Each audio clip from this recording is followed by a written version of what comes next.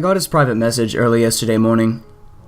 He saw my comment on his post, and he came to me for some guidance. He seemed troubled by how his warning had somehow turned into an advertisement for the shadow web. At first I thought him delusional. There are dozens of message boards out there dedicated to the deep web, even a couple of subreddits right here on Reddit.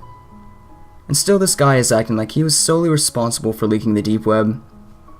I assured him that people were just playing along like they always do on No Sleep, and he didn't need to worry about it. Then he tried to correct me. He insisted that the shadow web is not the deep web, nor is it the dark web. It's something far more sinister. Way more fucked up was what he said. Later in the evening, he gave me his phone number. He told me to send him a text if I wanted to be proven wrong, and with that, our volley of private messages ended. A quick reverse lookup showed that the area code was from a place called Valleyville, Quebec. That's in Canada. He looked perfectly harmless, so I sent him a text. He replied in a couple of minutes. What he sent back was an MMS with a picture of a piece of paper, the one that the creepy customer had supposedly given him. The first thing I noticed about the slip was the font type. It looked as though it was printed directly from Notepad. I'm guessing that this person who gave him the slip had been carrying it around so that he could access the shadow web from public computers or cyber cafes. He probably had the steps memorized at one point and no longer needed it. The second thing I noticed was that the steps were, in fact, not for accessing the dark web. At least not the dark web I was familiar with. It took me about 45 minutes to locate the specific build of Netscape Navigator curiously required for getting onto the sh.web gateway. I found a torrent for it on one of the deep web forums where I frequently lurked. It came with a Trojan horse, unsurprisingly, but I installed it anyway. Whoever tries to backdoor my machine would regret ever trying. At last, I was connected to the fabled gateway, and to my surprise, I was wrong. This wasn't just the deep web after all, and he had every reason to be worrying. Let me try to explain in layman's terms. If the deep web was the bad neighborhood in your town, the dark web would be its haunted house. That abandoned mansion at the end of that one-way road with no street lamps. The shadow web, then, would be the windowless cellar at the end of the passage behind a hidden door in that very haunted house.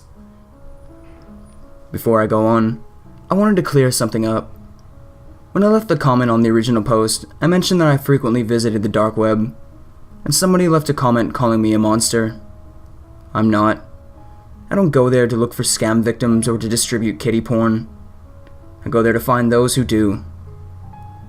My line of work prohibits me from elaborating, so I'll leave the rest to your imagination. After stopping by a few of the sites, actually, spending the whole day on the shadow web, I finally began to appreciate the gravity of this revelation. I'll spare you the details, but suffice to say, I've never been more convinced that cryptocurrency should be outlawed. I came across one particular site called rumcake.sh.web, and from first glance, it resembled the one described in Kenneluck's post. Then I saw the site was merely one of dozens in a network of these torture room broadcasts. I called him back on the number he had messaged me on. I just want to tell him he was right about the shadow web, and that he did the right thing, and that the information which he had provided may end up saving a lot of lives. But he didn't pick up. It's pretty late in Quebec. I suppose he could be sleeping. The more I looked into it, the more I realized that this wasn't something I could tackle on my own. I needed to tell my superior about this. Since it was almost 3 a.m., I hesitated to call her. Yet, I was too excited to let this wait until morning.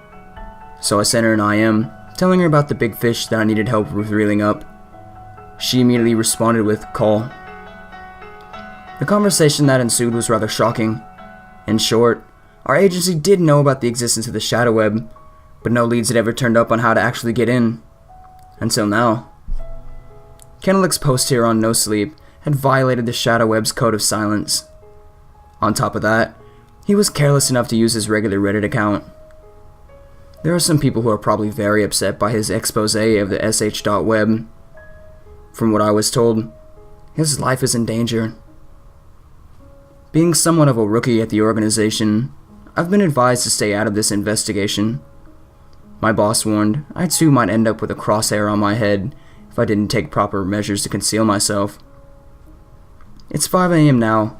I still haven't heard back from him. I hope he's okay. One last thing before I log off. For those of you who tried going to the dark web or shadow web after seeing yesterday's post, I strongly recommend that you disconnect your microphones and cover up your webcams. Don't even charge your cell phones with the USB port. Most importantly, don't ever try connecting again.